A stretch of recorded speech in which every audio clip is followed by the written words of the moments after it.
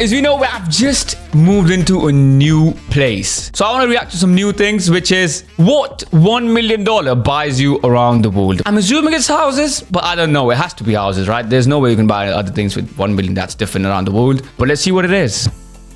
It's your lucky day. Here's your very own it's a fucking $1 AI million video. check. The only condition is that you can only use it to buy a house. You can choose to live anywhere in the world: Europe, Asia, Australia, the Americas, heck, even a private island in the Caribbean. You can finally settle down in the environment you've always dreamed of. Be that a modern waterfront mansion with sparkling waterfront views, or a penthouse apartment in a New York or Dubai skyscraper. Wait, before we start, where do you think is the best place to live in? England? I think England is good, but it's the weather that I've heard of. Like, I know the weather. Like, it's not good. I don't think I can permanently stay there. I'd love to be there, though, for like a few years, but not permanently, no. Quickly discover $1 million can go a mighty long way. Or, in some particularly affluent areas, it'll barely even get you a parking spot. Need some help deciding where to move? Let's take a look at what 7 figures will buy us across every corner of the globe. Kicking off our journey around the world is the city that never sleeps, a place home to over 8 million people, the bustling metropolis that is New York City. The Big Apple is one of the most expensive cities across the US, but on its infamous Central Island, the skyscraper-tastic borough of Manhattan, the prices get even higher and the apartments get even smaller. The median price for a 1-bedroom apartment here is almost $1 million, so that's exactly what we can expect to buy. Choose from a 1-bedroom, 640 square foot apartment in the West. Look, I know New York is expensive, but what did you just say? Price for a 1-bedroom apartment here is almost $1 million, so that's exactly what we can expect to buy. Choose from a 1-bedroom, 640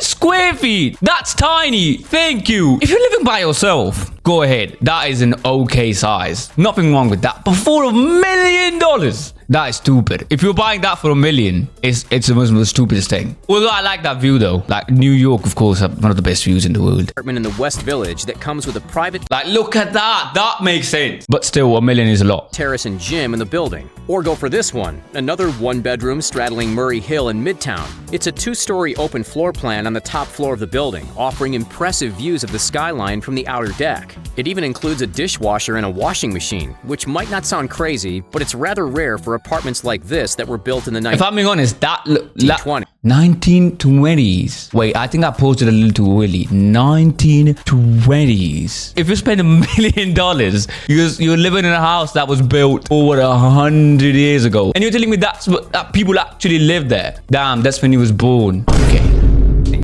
Still, beware, there's no elevator, so you'll be getting a daily workout. It's actually not as small as most people would expect, but as we hop over to Paris, then we really start to feel the squeeze. Okay. The City of Lights is renowned for its food, its architecture, and its bubbling culture. What it's not known for, however, is its spacious living. Considering the average cost per square foot is over $1,300, with $1 million on hand in the French capital, you'll be able to sign the deed to, well, a studio apartment. But don't forget, you're in Paris. You'll be spending your time walking down the Seine, visiting museums, and watching the world go by from a street-side cafe. This tiny 667 square foot apartment sits in the 7th arrondissement within walking distance of the Eiffel Tower. Bro, okay, that is a little too much. Okay, that is no. Now we have some problems. No hate to people that actually live in Paris, right? Or like France. But as far as I've heard, can I say that? You know what? Fuck it. France is a dog shit place to be in. $1 million for a 600 square foot apartment to live in Paris. Paris is not even good. Paris is just good where the Eiffel Tower is, and there's nothing else. Like what's there to do? Like what? This is like a 3 on 10 so far. Both of these. The Louvre. While the open plan living space makes it feel a little bigger, for a squiz over $1 million, what you're really paying for here is the location. From a chic city full of history and charm to a rapidly evolving desert oasis, let's jet on over to Dubai and see what the real estate agents have in store in a region synonymous with luxury. This is gonna be with $1 million. I already know this is gonna be something like money. Like this is gonna be a lot of money. For check, you could find yourself living in the world's tallest building, the Burj Khalifa, where a 2-bedroom, 2-bathroom stylish apartment covering some 1,800 square feet is ready to be swept up. Check out those views. At a comparably cheap Look. $353 per square foot, the dollars stretch a lot further in the UAE. If you're willing to live a little further inland, then that same bag of cash could buy you an enormous 3,566 square foot See? family home, which boasts a pool. Like, if you want to live in the city, you can live in like the tallest building in the world. That is logical for $1 million. And so is this. Now that's calm. Exactly. This is logical. This is like a 7 on 10. In a beautiful front garden. From the UAE, let's board a 14-hour flight to the Great I'd rather live in rural areas anyway. It depends. I mean, I like to live in the city. But if you're living in that building, that's the GG's. But if you're living like somewhere there, that's fairly far from like the loudness and still in the city. Do you know what I mean? Welcome to Toronto, folks, home of the most expensive property in all of North America. Here, with a citywide square footage average of $804, this Ontarian city edges out Los Angeles and Rome in its terms of price. If you're hoping of living amidst the hustle and bustle of the downtown area, look out, because your cash will be swept away in no time. Believe it or not, this tiny home, let's be honest, looks little more than a shack or tool shed, was listed for $1 million. The blueprint shows 2 bedrooms and 1 bathroom, with the property notably located smack bang in the middle of Little Italy. Of course, if you were going to buy this place, the I think this video is a scam. There is no way that costs $1 million. That's not a house. That's a shed. You're buying a shed for $1 million. Surely Toronto is not that. I have friends living there. There's no way it's that expensive. It's not necessarily the house itself. Who's ready for a trip down under? Australians have long been This obsessed gotta be with good. property. I know this. Like I know this inside and out. This has to be good. Prices in major cities prove it. The vibrant city of Melbourne is famous for its arts, Melbourne. culture, and coffee, but it's also unfortunately famous for its wallet-draining real estate. For 1.275 million Aussie dollars, just shy of $1 million American, you could sweep up this spacious 3-bedroom, 2-bathroom See? house in the affluent suburb of Caulfield. It features its own front and backyard, sits conveniently a 1-minute See, this makes sense. A 3-bedroom house in the middle of the city is logical for $1 million. This is what I mean. This is so far 9 on 10 for me. from the tram stop, and just a quick 10-minute drive to the sandy shores of St. Kilda Beach. Keep in mind, however, that in Melbourne, and in fact most populated cities, costs can vary substantially. The median Melbourne house price of $881,000 could get you a tiny flat next to the ocean, or a 5-bedroom mansion on rural outskirts. As we spin the globe once more, See, that was a 10 on 10 for sure. I think he meant American dollars, US dollars. This is a 9 on 10. Also, it's like one of the best cities to live in. next destination, Destin Point, near Pensacola, Florida. The average price per square foot around here is $215, almost 5 times cheaper than New York. With cash in hand, you'll be able to snap up a truly stunning beachfront retreat. Picture this, 1,850 square feet of living space, 3 bedrooms and 3 bathrooms, all renovated, and unbeatable views of the Gulf of Mexico. For the cherry on top, as part of a gated community, you'll also have access to 2 swimming pools, a hot tub, and a number of tennis courts. What's the drawback? It's a little further out from major cities, but hey, Fair enough. city living isn't for everyone. All right, folks, hold on to your wallets because our next city is about You know what? Now that's a 10 on 10, 100%. But remember, you'll be known as the guy that lives in Florida. No one in their right mind lives there. Just to let you know, that's why it's cheap. as expensive as they come. Welcome, ladies and gentlemen, to the most exorbitant area not only in Europe, but worldwide. Nestled on the French Riviera, sporting a reputation for high-rolling luxury. I'd be surprised if we can get anything for $1 million, by the way. I'm just going to put my guess out there. I think it's going to be a studio apartment, if that. It's probably going to be a rented apartment for $1 million. This, of course, is Monte Carlo. On a broader scale, Monaco is the world's most expensive prime residential market, and none of its regions comes with prices as sky-high as the infamous Monte Carlo. At $4,924 per square foot, what can we expect for $1 million bucks? Not much.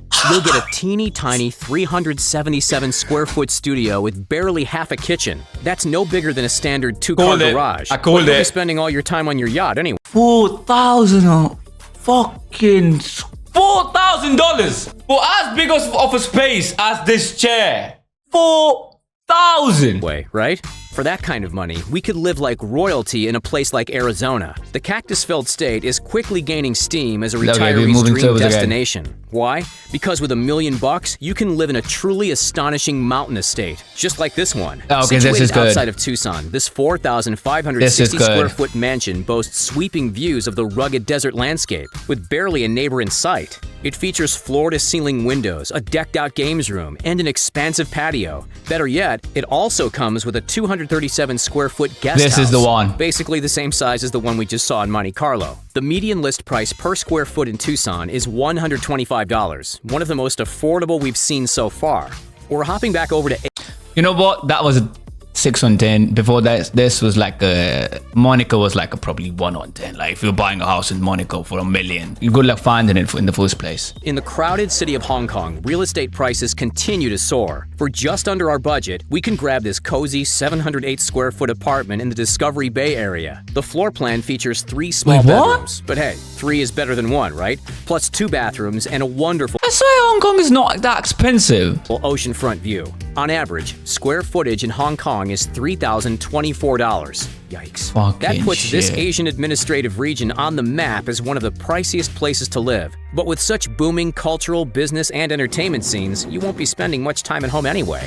Let's look for something a little roomier. To be fair, you know what? It's Hong Kong. It's also one of the best places in the world. It's pretty expensive, but I think it's Hong Kong. It's justified. I think Hong Kong, Dubai, New York, justified. Straddling the border between Asia and Europe is none other than, any guesses? Yep, Istanbul. A cultural melting pot, this enormous city actually isn't too expensive property-wise. Picture yourself living here, in this captivating 5-bedroom villa which overlooks the sea. It sits in the highly sought-after area of Beylikdüzü, includes a private pool and direct access to a beach, and rests over 8,600 square feet this of might land. be the second best. While the interior is spacious and full of amenities, the selling point is clearly that amazing backyard. This house technically costs $1.125 million, but if we put our negotiation skills to... Yeah, I think this might be my second best. Also, you get like hair transplant and like nose jobs every other day. Not that I want to get a nose job, but you can just get that. The test, hopefully we can squeeze it into our budget. Overall, Istanbul is as cheap as chips, at just $115 per square foot. As we jet set over to... Yeah, you might want to go then. For a nose job. My nose is perfectly fine. What are you talking about? I could be a model for like feet. As we jet set over to Indonesia, they don't call Bali the island of paradise for no reason.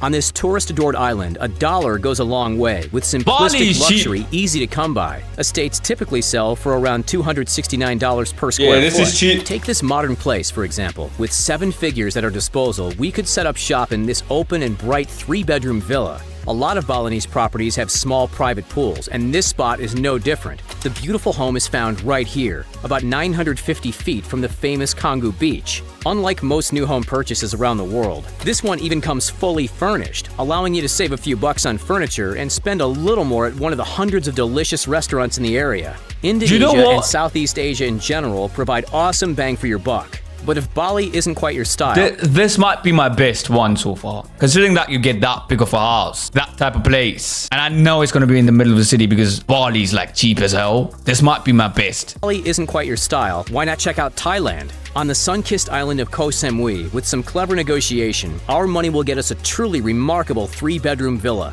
We could talk all day about the modern interior. However, the undisputed gem of this property, one which we'd argue is $1 million feature in its own right, is the infinity pool which overlooks the bay. While the prices on this island can vary, in perspective, the dollar cost per square foot in Pattaya, another waterside Thai area, is just over $200. Our fascinating real estate tour... Now, I know what he's saying is right, but I also know that whatever he just said is not right at the same time. Because the video, the pictures were not right. Like, I know Thailand as well. It's not that expensive. Taking us all over the world up to this point. We've seen some tiny apartments and some sprawling mansions. Have you found your dream home yet? If not, we might just have the trick. To etch your name one and for all into the elite bracket of the population, look no further than the 3rd Cape property in the Caribbean. This isn't just a house. Heck, it's not even a complex. This, my friends, is an entire private island. It spans 3.5 acres, and despite being totally private and isolated, remains just a stone's throw away from one of the Bahamas' most beloved spots.